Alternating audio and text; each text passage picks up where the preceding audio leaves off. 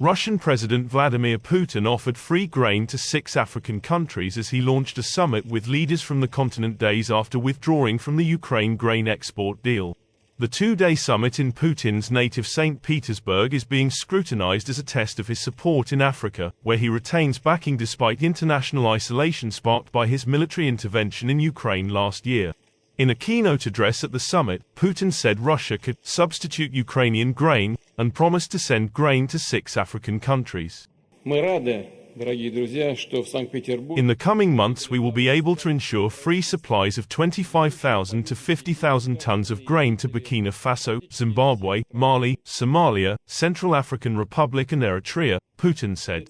Over a year, the grain deal allowed around 33 million tons of grain to leave Ukrainian ports, helping to stabilize global food prices and avert shortages.